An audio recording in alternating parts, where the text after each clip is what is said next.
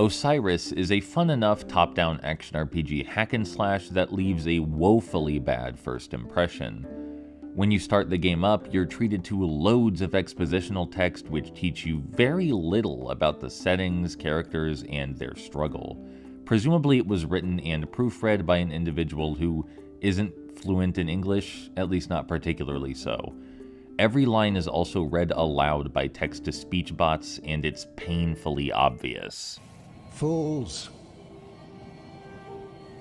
If you think you are capable of escaping my domains, I tell you, you are wrong.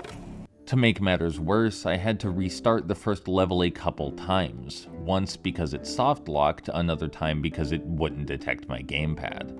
However, when starting the game proper, it becomes apparent that there is value here in the design.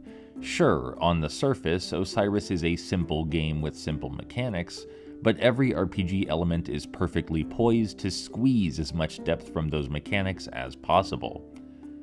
You see, what we have here is a roguelike built around blessings. Each room is themed after an Egyptian deity, and each deity provides its own blessings, with several branching trees and interactions with other blessings. The goal is to build up a character, using the right combination of buffs, who can tear through the underworld and free the soul of their loved one. While you only have a dash, heavy attack, light attack, and special move, these basic functions are given so much character and depth through the various upgrades and their potential combinations. The player swiftly becomes attached to certain strategies or builds, which makes failure all the more heart-crushing. The enemy types adequately perform their duties as well, encouraging you to think fast, optimize your offense, and find a rhythm to the combat. It all works really, really well, and that's because it's Hades. Almost everything here is directly, unapologetically inspired by Hades.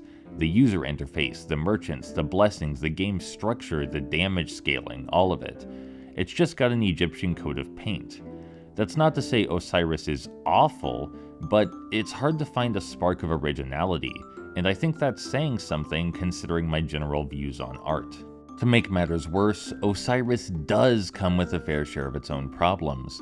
To list off a few, on more than one occasion the dialogue overlapped or didn't trigger properly, the item and blessing descriptions don't use consistent terminology, meaning some effects and buffs are simply guesswork, the enemy AI is pretty dumb and easily cheesed, sometimes the UI just gets stuck on screen or disappears entirely, and all that's ignoring the variety of humorous graphical glitches.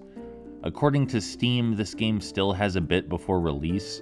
Hopefully the dev can hire proper actors, get an editor, and work out some of the bugs in that time. But even if everything did function exactly as intended, I'm not sure how many folks would be down to play a slower, Egyptian-themed Hades.